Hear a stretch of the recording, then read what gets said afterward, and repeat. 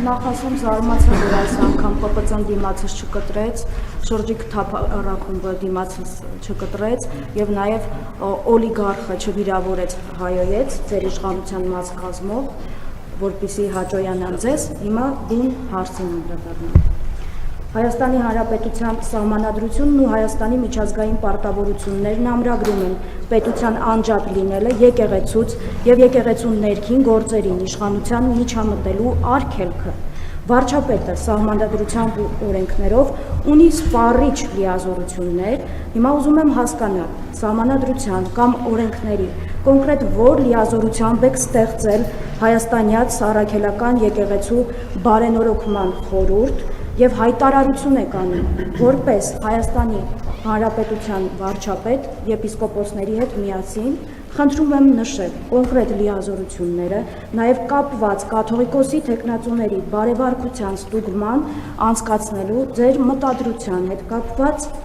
եւ դուք ձևավորել եք այսպես կոչված բարենորոգման խորհուրդ, նշել եք, որ խորհուրդը կարևորում է գործընթացի իրականացումը, ներառականությունը, հանրային վստահությունը, թափանցիկությունը եւ պատասխանատվության սկզբունքները։ Հիմա ես խնդրում եմ ասեք, ինչպես կարող եմ մասնակցել խորհրդի աշխատանքներին, իրականացնել դիտորդական առաքելություն, առհասարակ յուրաքանչյուրը կարող է միանալ եւ վերջում էլ ասեմ, որ մի դասընկերուհի ունեմ, մեր հարաբերությունները բավականին սրված են, բայց վերջերս ինձ գրել էր եւ բավականին ոգևորված էր ձեր գործունեությամբ, եկեղեցու դեմ, ձեր ասպատակությամբ եկեղեցու դեմ եւ նա նշեմ, որ այլ կրոնական կազմակերպության հետևորդ է եւ մի բան էլ ասաց, որ օրինակ նախանձով է վերաբերում, որ բարենորոգում եք։ Հիմա դուք այլ, ասում են մեր մոտ էլ թող բարենորոգեն, դուք այլ կրոնական կազմակերպություններում պատրաստվում եք որպես Հայաստանի Հանրապետության վարչապետ բարենորոգման աշխատանքներ կատարել եւ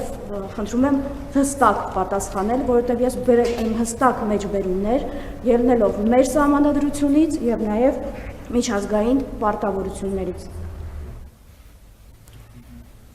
Հայաստանի Հանրապետություն, նախ ես ձեր հարցին նախորդ բրիֆինգում պատասխանել եմ, դուք ներկա չեք եղել, բայց ձեր հարցը ներկա է եղել։ Հայաստանի Հանրապետության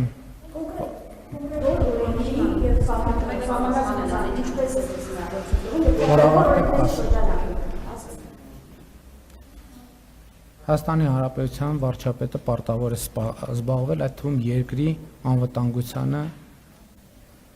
սպառնացող վտանգներով եւ կտրիչ Ներսիսյանը իր գործունեությամբ սպառնալիք է Հայաստանի Հանրապետության անվտանգությունը KGB-ի գործակալ իր եղբոր հետ միասին։ Սա առաջինը։ Ինչի գործ չեք հարուցում, ինչի քրեական հետապնդում այդ դեպքում չի իրականացվում։ Այսինքն հենց այնպես ուղղակի ասել հանցագործությունը դա օդի մեջ անելու մի բան է, որ օրինակ չպատժել։ Ինչ գործ ունի արտոց նախագահ։ Հիմա տեսեք, երբ որ ձեզ հավատարմագրումից զրկեն, ձեր այս պահվածքի համար ասել դիտարկումներ էին անում, ինչու հենց հասարակի դիտարկումներին որոշեցիք, որ ինձ կարող են զրկել հավատարմագրում։ Դուք ինձ հնարավորություն չեք տալիս ձեր հարցին պատասխանել։ Ձեռներով այդ շարժումներն էլ բան արեք։ Ձեռներով շարժում հանգիստ պահեք ձեզ, հանգիստ պահեք ձեզ։ Գիտեք այսօր ինչի ձեզ, ինչ է այսօր Հարգելի լրագրողներ, դուք պատրաստվում եք այս հարցերով զբաղվել, թե չեք պատրաստվում։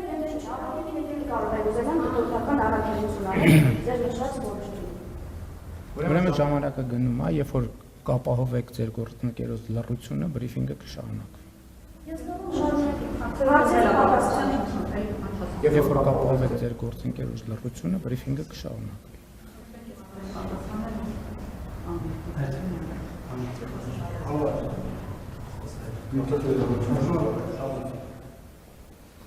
Ուրեմն եթե իմ պատասխանի ընթացքում ձայն հանեք, հաջորդ անգամ այս շենքում չեք հայտնվի, պարզա։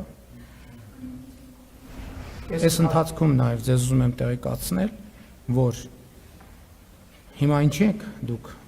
ինչպես նշեցիք, առանց որևէ, չգիտեմ, ինչ հաստիկ ՊՊՑ-ն ինչ ա արել եւ այդպես շարունակ, որովհետեւ դուք սահմանված կարգով որպես ենթադրում եմ հավատարմագրված լրագրող մուտք եք գործել կառավարության տարածք ձեր գործունեությունը իրականացնելու համար։ Եվ հետեւաբար միշտ էլ մեր կոչը եւ մեր մոտեցումն այն է, որ ընդհանրապես հարաբերություններում պետք է լինի լեգիտիմություն եւ լեգիտիմ տրամաբանություն։ Եվ ես ձեզ հավաստիացնում եմ, որ բոլոր այն դեպքերում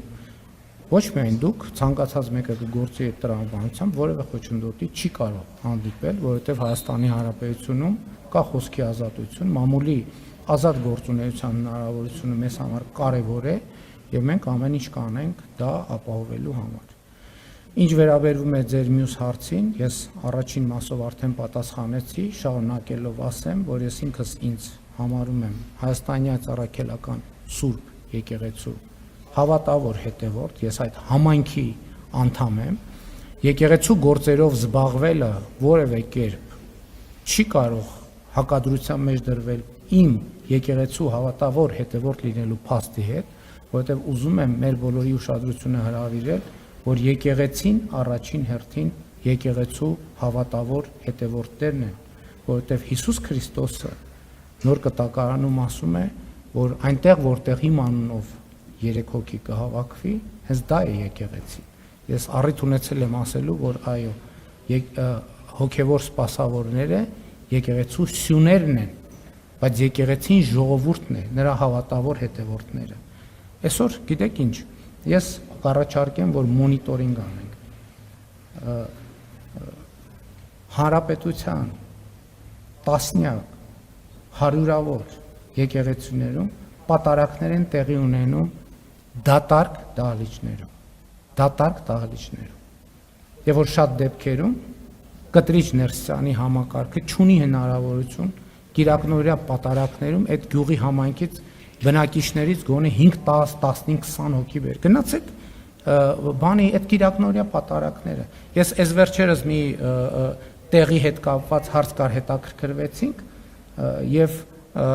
ասցին, որ պատարակին մասնակցել է տվյալ քահանան եւ իր ընտանիքի անդամները։ Իր ընտանիքի անդամից դուրս որևէ մեկը չի մասնակցել։ Եվ այն, որ եւ մենք այո կտրիչ Ներսյանին մեղադրում ենք եկեղեցու դռները փաստացի հավատավոր հոտի առաջ փակելու եւ հավատարիմ հոտին եկեղեցուց օտարելու մեջ եւ ցավոք կամ ոչ ցավոք փաստն այն է, որ իմ երկու կարգավիճակները չեն կարող բաժանել եւ ամեն ինչ պետք է տեղավորել այդ համակարգում։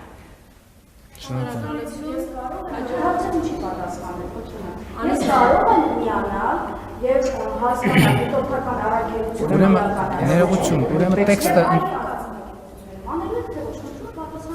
տեքստում գրված է, որ խորհրդի անդամ կարող է